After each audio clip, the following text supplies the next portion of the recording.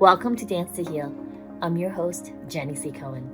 Join me as I share stories of how dance and movement can bring healing in a way that is safe and tailored to your life. I'm a cancer survivor, mother of two, and an award-winning performer who found that movement was vital to my recovery. I created Dance to Heal Wellness and also authored the best-selling book, Outside in Recovery, Dancing My Way Back to Myself After Breast Cancer. I will bring new techniques to help you on your dance journey and healing path. Are you ready to move? Dance to Heal starts now. Welcome. Thank you so much for coming to my podcast. This is Jenny C. Cohen, and I have a really special guest today, and I wanted to talk about how I first met her because I was at a part in my dance journey in what's I want to classically call American belly dance, because the form of belly dance I was doing was a kind of diluted version of dance that came from all these beautiful countries outside of the States. And I had reached a point where I needed more guidance. And I attended this event in my hometown in Boston. And I went to this little event. I was doing Mary Kay at the time, and I was dropping off a gift basket to donate for their contest. And I see on the stage this exquisite being. And here's the thing, I was used to beautiful dancers. She was the first person I saw dance with strength. I was like, whoa, I want that. And so I did some investigation and realized, whoa, she's launching this thing called Sharqui workout. Here's the thing. Yes, I had done years of belly dancing before that. I really did. And I knew that if I worked really hard at it, it would help me gain muscle isolations, coordination, musicality, expression. It gave me healing. But I never felt strong from it. And I saw this beautiful, I'm just gonna tease you so you pay attention to the rest of my podcast. But I saw this dancer not only do all of that with this subtlety, but she danced so strong. And that was the introduction of me entering this realm of dancing has a way of strengthening. I know ballet is a strengthening.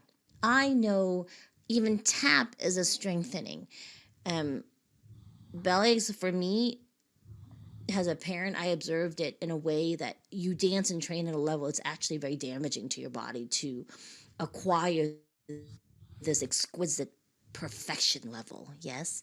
And when I started exploring the Sharqui workout format, I was like, whoa, I could train in this for life. And I could do this as a way to dance for longevity, to dance in a strong way, to feel stronger. And then during my recovery from cancer, and I went back to the format, it allowed me to adjust for different levels because I had neuropathies. I was a lot older.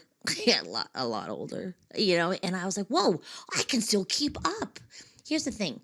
When I first found Sharqui Workout, because this teacher taught in fitness classes in New York, where they were no bones about getting that workout. They didn't need you to tell them about musicality.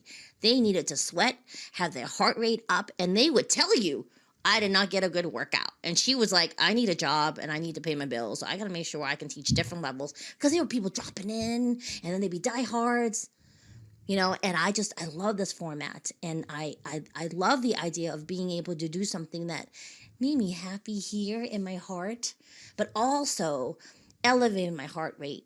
I sweated to bits. Because in all honesty, prior to that, the dance classes that were belly dance I went to, I never really sweated. I would feel like a woman or a man. I would find connected with my sensuality. But I never felt sweat, to be hardcore. I never felt that level of connection with my body where I felt like I was getting stronger. And I really want to talk to you about that. When we talk about dance as a healing modality, there has to be a healing concurrent with building strength, whether it's internal, external. And I really feel that this particular modality that we're going to talk in depth, because I also want you to understand the founder and where she's coming from, is an excellent source for people who have never really danced before or are experienced dancers, because she will teach you this format to get a workout at whatever level you're coming from. Okay, so enough teasing. Without further ado, I'm going to ask Jacob to play these 2 clips. One will be her performance, so you kind of see what you're getting into, and then the other one will show you how loving but firm but clear and concise she is in a class with her. Hit those videos for me, Jacob.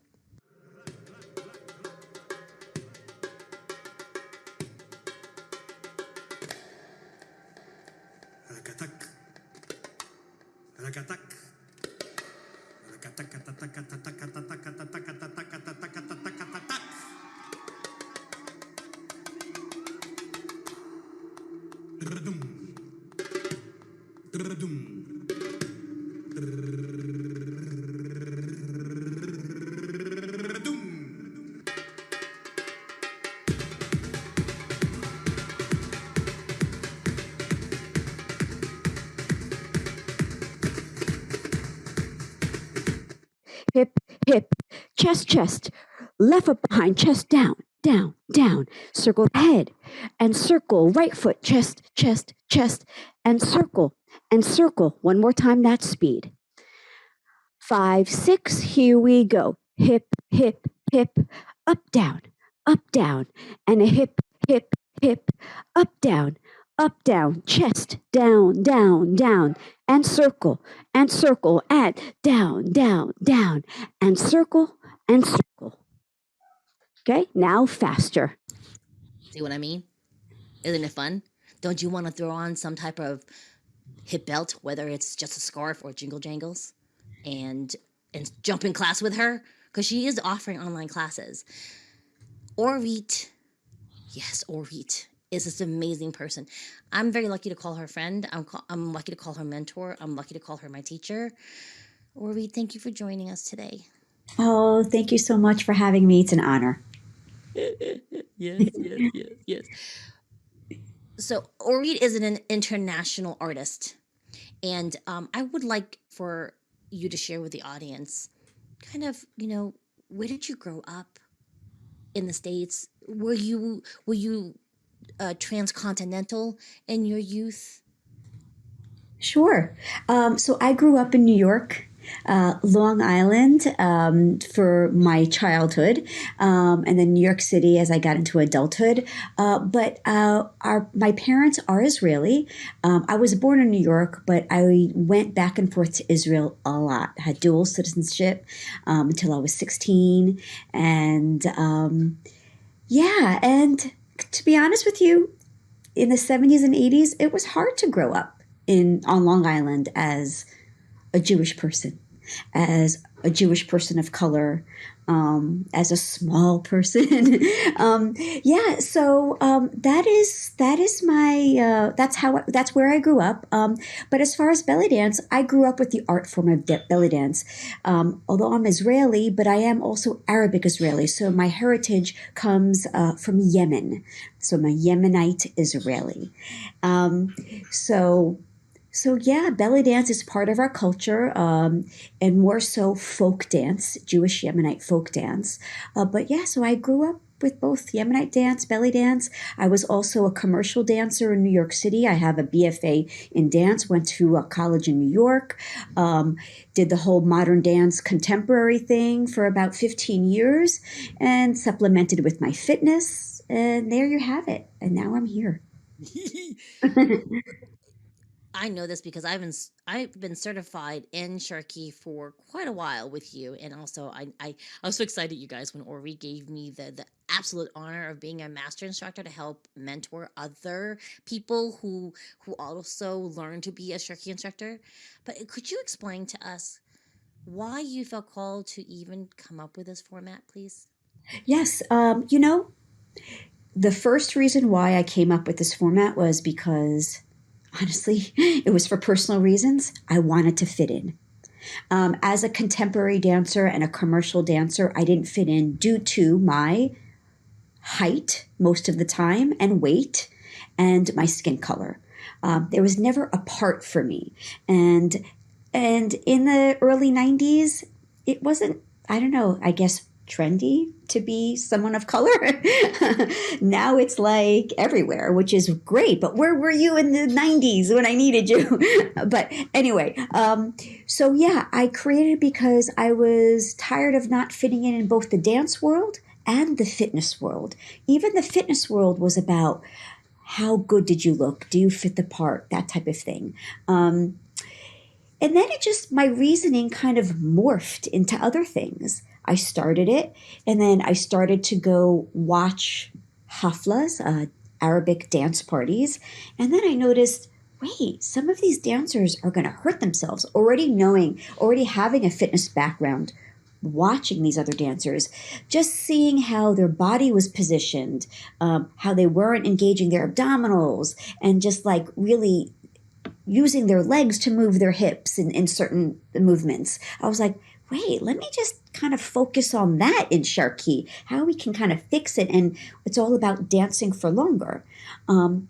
Yeah, so that's why I created it, and that was my reasoning. But now it's morphed into something else of why I do this. It's now to make an impact emotionally, socially, politically, even.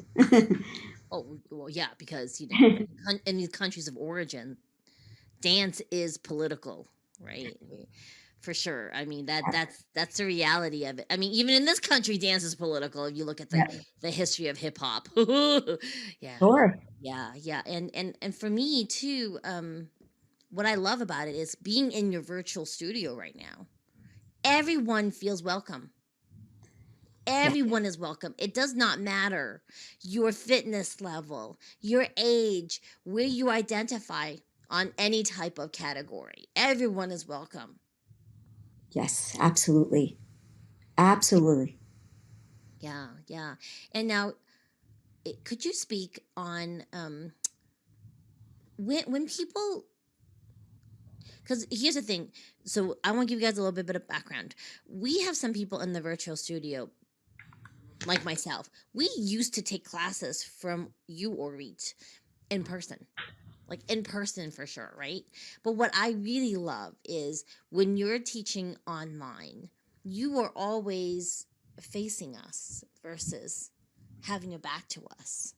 Is Sure. there a particular reason why you choose to do it that way? Well, there's more of a connection that way. And two, I've learned the skill of mirroring. Um, it's all about making it seamless for your customers so they keep coming back. You just want to make it easy for them. So, connection, making it easy. And I think that's what causes, retention. Yeah. Because here's the thing, you guys. Teaching and mirroring means, in the Zoom world, you will always see us in opposition. My cat decided right now she's going to step on the loudest crinkly paper. I don't even know you can hear, guys, this audience. I apologize. I have 12 cats, 2 of them in this room. So, to focus really seriously, move cat. Anyways, we're not going to edit this out because I think this is hysterical. This is like real life during COVID times of podcasting. And as teachers, we always have to mirror. So I'm always cueing your right is going to always be my left. Yep, But we absolutely. have to say you're right. Yeah. And I love that because very few people do that actually. Or they'll have their back to us in teaching and there's a mirror, but sometimes the mirrors are not super clear and I can't find them in the mirror. And then if I find you, I still can't see where your hips are. These are really key elements, I think, to teaching a format that requires a layering of body parts on top of feet. Absolutely. Agreed. It is a skill, though, but once you master it, you're going to reap the rewards from it. Exactly. Hmm. Exactly. Because I feel like my jokes come off better when I'm facing you. Because I'm infamous for just kind of. So if you don't want to go to a class where people are making jokes, don't come to my class at all. Like when you go on the schedule for the studio, don't do the Jenny ones. Or just follow me on like on record because it's the beauty is like Oreet right now we're concurrently teaching a veil course. Like I do the regular Monday classes and Oreet's doing a crash choreo class on Wednesday. And so like I stalk Oreet, y'all. I, fangirl for life. I'm sorry. I'm so honored she's on this podcast. And so I'm like, oh, so I'll watch the recordings, and she does this thing. You gave us a little pep talk in the class about how, veil work is when you're dancing with a piece of fabric. And she said emphatically, listen, my class is not gonna teach you tricks, because a lot of people they're exquisite with their it's like currently right now in the belly dance world, it's very big to add physical tricks, physical cartwheels, literally, and splits, and those are beautiful skills. However, in certain forms of the dance, it doesn't really fit with the music, it doesn't fit with the storyline, it doesn't, and sometimes the veil work, which has been elevated to this whole master level of work, people will be doing tricks the whole time, and it's beautiful. And Oreet was like, I won't be teaching you tricks in this class. So, and if you want tricks, this is why I go to her. I would recommend you to teachers that can teach you tricks. And I love that. I was like, oh my God, this is why I follow Oreet, because she's like, I will refer you out if you need that. I will find them for you. It's so close to my Dance to Heal program. I'm like, I'm going to be a hub, and you're going to come to me with all these different things. But if you want to explore belly dance, I will refer you out to Oreet. And the other teachers that I've had in my podcast, you want to do more Reiki? Here's all these teachers here. You want to do more energy work? Here's these people I've gone to. And I just love this about you. Even though, guys, like her beautiful choreography was so exquisite, there were tricks in it, but they were like Oreet tricks. They weren't. It was her mirroring of musicality of the veil, because she understands the music so much, and that's why I'm saying to my audience, if you want to study a particular dance form like belly dance, make sure you're going to an instructor that will understand the subtleties of it, if that makes sense. Right? All teachers are good who have gotten the training, but there's certain levels of training that will be harder to find. Because I just noticed for me, or you hear the music slightly different than me, who grew up in the States, didn't hear traditional music until my adulthood. So I didn't grow up with it. I didn't integrate it into my subconscious. And so I love the way you do that. Great. Thank you. Yeah. Yeah. But anyway, so enough about my fangirling about Oreet. I apologize for that. Will you please share with the audience kind of what would they recommend if they want to use dance as a form of getting stronger, besides, of course, advocating they join SharQuí virtual studio and use my coupon Jenny, JENNY, and get some discounts, okay? But besides that, or what are some ways they can get stronger cardiovascular and also strength-wise? Within Sharqui or just in general? In general, in addition to joining SharQuí, or both, if you feel that they should just join SharQuí and look at everything. Right, of course. Yeah. I think super important, especially if you're at a certain age in life. I would say starting at, 40 and over, strength training is super important. And I think a lot of women don't understand it, and even maybe men don't even understand it, that you've got to build muscle to feel stronger. That's for one reason. You've got to build muscle if a reason is to change your body. That's another reason, if that's one of your reasons. And you've got to build muscle so you can keep your bone density too. It helps your bone density for sure. If you are nervous about starting to move your body, it's super simple. Just open your front door. Take a walk. Take a walk. Get a dog. It forces you to walk. Yeah. Anything to get stronger. Your core is super important too. If you're someone that, doesn't want to use weights at first, any sort of Pilates, yoga, gyrotonics, gyrokinesis, anything that is very core based is super important. But yeah, incorporating strength into your body movement regimen is a must. Yes. Thank you. And here's the thing. A lot of these courses are already offered in the virtual Oreet the SharQuí studio. I want to call it the Oreet studio, which really is.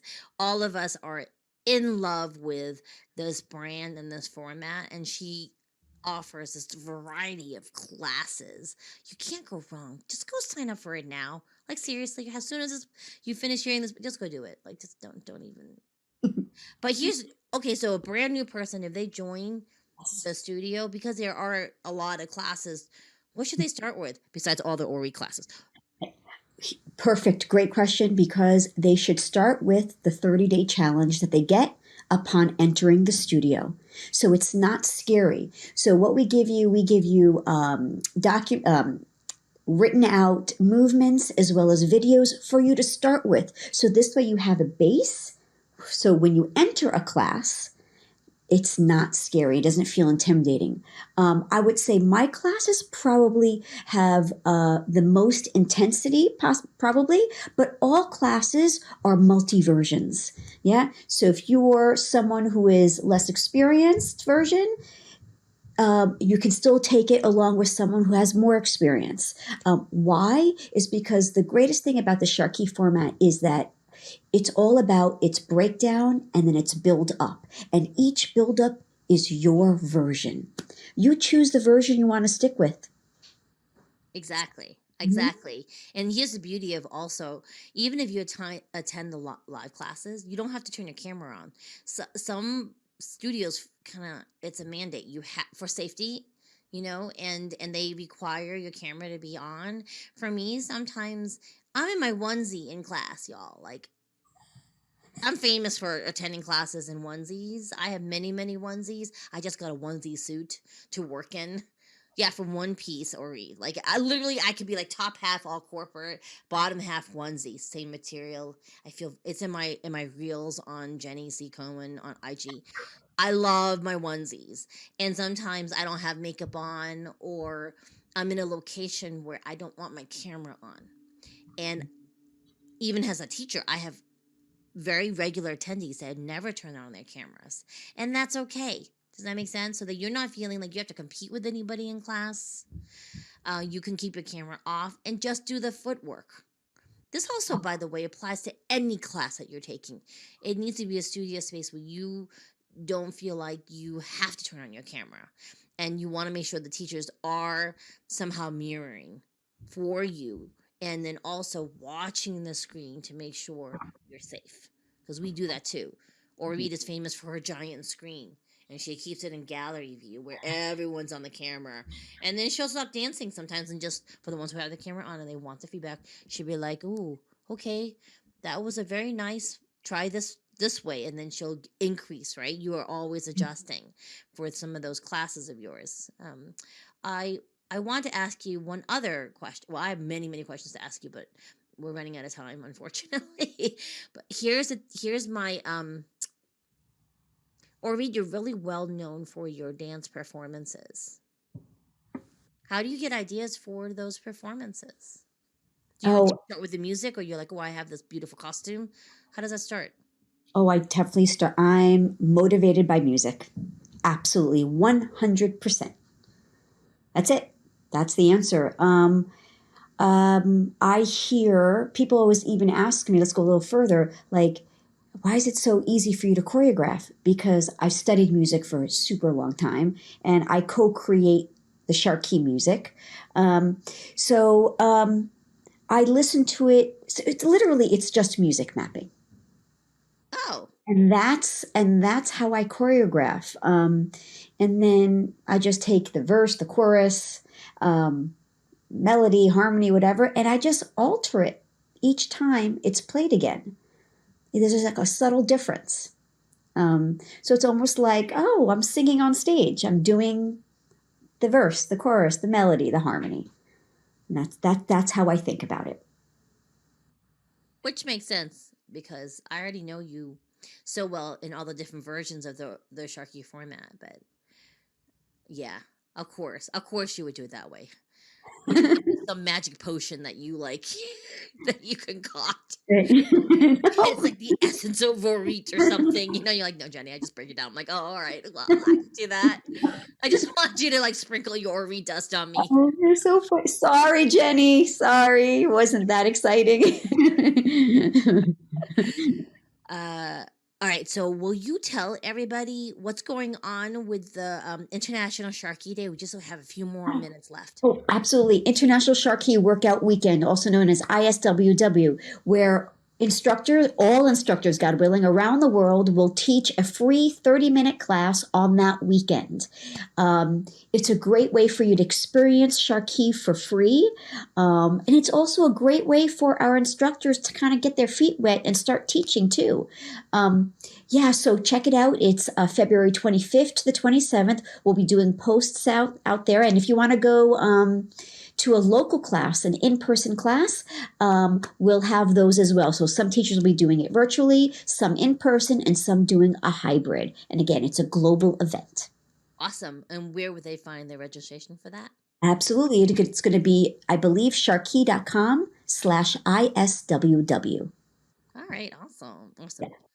I'm teaching in Salt Lake City that weekend. Go sign up.